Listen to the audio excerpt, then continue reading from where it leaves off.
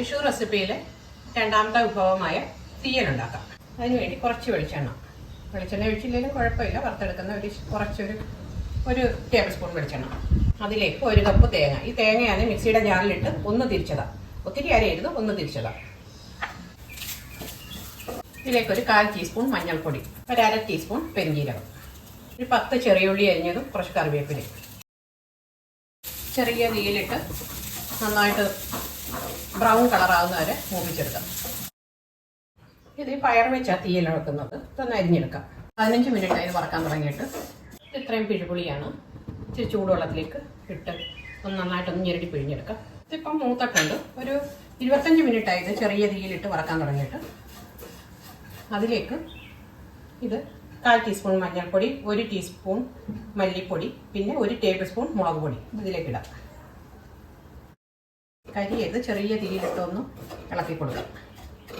ഇനി ഇത് ഓഫാക്കിയിട്ട് വീണ്ടും ഇളക്കി കൊടുക്കാം. ഇനി ഇത് തണുത്തിട്ട് ഒട്ടും വെള്ളമില്ലാതെ അരച്ചെടുക്കണം. ഇത് ഇളക്കി കൊടുത്ത് ഒന്ന് അരച്ചെടുത്താൽ മതി. ഇനി ഒരു ചട്ടി വെച്ചിട്ട് കുറച്ച് വെളിച്ചെണ്ണ ഒഴിക്കാം. അതിലേക്ക് 1/4 ടീസ്പൂൺ കടുകിട്ട്, പിന്നെ ഇത് തേങ്ങാക്കൊത്ത കുറച്ച് ഇതിലേക്കിടാം. 1 പിടി ചെറിയ ഉള്ളി, 2 ചെറിയ സവാള, 4 പച്ചമുളക്, കറിവേപ്പില. ഇനി അതിലേക്ക് ഇടാം. കുറച്ച് ഉപ്പ്, ഇത് പയറരിഞ്ഞത് ഇടാം, 1 തക്കാളി. ഇതൊരു ചെറിയ തീയിൽ 10 മിനിറ്റ് ഇരിക്കട്ടെ. ഇടയ്ക്കിടയ്ക്ക് ഒന്ന് ഇളക്കി കൊടുക്കണം. ഇതിപ്പം 10 മിനിറ്റായി വെച്ചിട്ട് ഇങ്ങനെ അരച്ചെടുത്ത് അത് ഇത് ചേർക്കാം. ഈ മിക്സിയുടെ ജാറിലുള്ള ഈ അരപ്പെല്ലാം കഴുകിയെടുത്ത് ഇതോടെ ഒഴിക്കാം.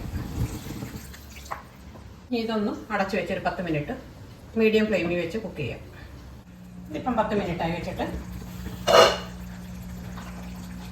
എല്ലാം നല്ലപോലെ വെന്ത് പറ്റിയിട്ടുണ്ട്. ഇനി ഓഫാക്കി ഒരു 15 മിനിറ്റ് കഴിയുമ്പോൾ ഉപയോഗിക്കാം. ഇനി ഇന്ന് എടുത്ത് നോക്കാം.